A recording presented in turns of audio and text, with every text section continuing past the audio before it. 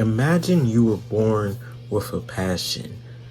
Now, imagine you were third best in your passion. And not only that, your mother died young. And not only that, your father treats you differently than your older sibling, who is the best horse jockey racer in the country, youth horse jockey racer. And you kept out at 3 behind Diego Brando. And sometimes you end up in 5th or 6th or 7th. I am talking about Johnny Joestar, and specifically I want to talk about his whole life here, and I want to talk about the pain and sorrow he went in through his life, because I feel like at the end of the day he probably had the hardest life of all the Joestars. Jonathan Joestar was born to a family of aristocrats in 1872, and his father, a former horse trainer and someone who owned multiple farmlands in Danville, Kentucky, was the man who trained him and his older brother Nicholas. Now that's important because not only was he a famous horse trainer, he won the Triple Crown multiple times. But when Johnny was 5 years old, his father had seen him do a horse riding motion and knew from that moment on he was a horseback riding prodigy, a genius, if you will. So from there, he continued to train both of his sons up until one day. Now, Johnny, he had brought a mouse to the dinner table, and his father did not like that at all. Like, every time I've talked about this, I try to be brief because his father essentially told him to go drown that mouse, to go drown it. But Johnny, being a little kid and good-natured and goodwill, he couldn't do it. That was his pet in his sense. He was feeding it. That's why he had it at the dinner table. So his older brother Nicholas came up to him and suggests, why doesn't he just let Danny out into the woods? And then we get a little time skip to a few years forward where his brother at this point is a great, fantastic, almost world-class horse racing jockey. And Johnny admired him. But they were on this track one day and a white mouse had ran onto the track while Nicholas was practicing. And the horse, it got startled. And next thing you know, it's a big scuffle, and we come over to see that in a freak accident, Nicholas had died from falling off his horse. Now, mind you, while all this is happening, Johnny is right there to witness the whole thing. And when he hears Diego Brando, because this was the ranch Diego Brando was working on, but when he hears Diego Brando call out and say it was a white mouse that had ran onto the track, he had lived the rest of his life believing that that mouse that killed him was Danny. And then we get another time skip, but this time Johnny actually being close to current age, where I'm pretty sure in this point he's like somewhere around 18, somewhere around there. But by this point he's a famous horse racing jockey. He has everything he could ever wanted, pampered, spoiled by the rich people. Girls love him. He has all the fancy things you could ever want and desire, except his father, his only family, does not acknowledge any of his accomplishments. Hell no! Trash ass nigga. Now, it's partially is because he could never beat Diego Brando in a horse race. However, Johnny kept going. But there was one day. Now, this incident comes all over Boots. And whose boots it is really the most important part, because it is Nicholas's boots. Now, Johnny, his boots had a hole in them, so he went to go use his no longer here brother's boots. And his father caught him, and his father asked him what he was doing. And Johnny just said he needed some boots for his race today. And his father then told him to remove them, and that he did not have the right to touch anything of his brother's. Now, this led to a very explosive fight where very crazy things were said on both sides, but it ended with Johnny accidentally moving his father into a, I think it was like a cabinet with like glass in it, and glass shards fell into him, even slicing his neck. And while he was there, almost crying, he said the words, "God took the wrong son." Then he told his last remaining son to get the hell out. And he said to never return.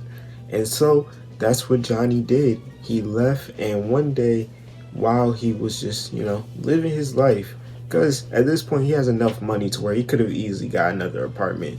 He probably wasn't worried about that. While at the movies, he cuts the wrong guy, pays, he's about to pay to get in, and then the guy pulls out a gun, and yeah, that's why we get Johnny can't walk at the start of the season. What? Sorry, part. Also, it's important to note that after this point, you might want to be caught up a little bit on part 8, like up to the point where they get to like chapter 30. Yeah. I'm gonna be honest, his backstory while he was growing up is probably the saddest backstory that we've seen from a JoJo, honestly.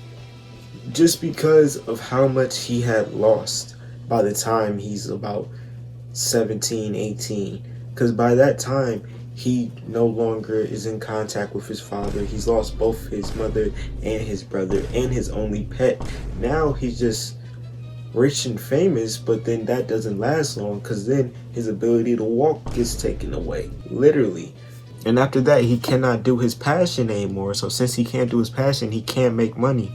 So now all the years he spent training, making money, all of that got taken away in an instant. And that's a part of the reason why I think it's so great that we see him at the start of Steel Ball Run, very depressed and disheveled and sad, because it makes sense. It makes sense why he's that way, because he just dealt with a whirlwind of loss. He's lost his whole previous world that he was so accustomed to. Now, the world that made him rich and famous, he can no longer return to it. But once we get to the race, throughout the race he makes a few allies, but he finds someone who will become his mentor and his best friend, Gyro Zeppeli. Now, this is a Johnny video, so I won't say too much about Gyro. But he is a part of the reason, basically one of the main reasons why we see the growth and character development from Johnny throughout part 7. Also, their banter and their dialogue back and forth between each other, it's so fucking funny. I'm not gonna lie. Every time I reread part 7, their dialogue be deadass be one of my favorite parts of it. And plus, throughout this whole race, the only person who stuck by him the entire time was Gyro Zeppeli. They were the only two. They were the duo. They were the only two that had each other's back, really, in Steel Ball Run, in what is supposed to be the Wild Wild West. So that's why when Gyro Zeppeli dies, it hits 10 times harder. Because now Johnny, who's already lost everything I've mentioned previously, who just gained a friend, a real friend. Now, he did also have the Steels and a few other people that he met along the way, but Gyro was his mentor. They went through some shit in part 7. I might make a video on their duo dynamic, cause shit. But he's gone. But we do end off the part on a happy note, where at the end of part 7 we see that Johnny got married. He ended up having a kid. Him and Lucy kept in touch. It was all good until it wasn't. Alright, let's talk about part 8. Now, in 1901, Rina Higashikata had came down with what would later we would learn out was the Higashikata family curse, where her skin would fold up like origami, and she had on and off amnesia. And so Johnny, he sought a way to fix it, and he did everything in his power. That was until he turned to the decision to steal the holy corpse from the American government. And he did pretty successfully. Like, they didn't touch that man at all. And through him being Johnny Joestar, he was able to get on a ship back to Morio.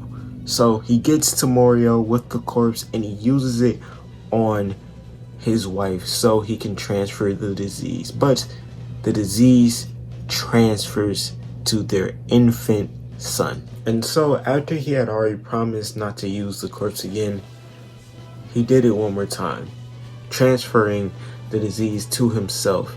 And after he fell down, the stand of Shakedown Road moved a boulder on top of his head, ending his life.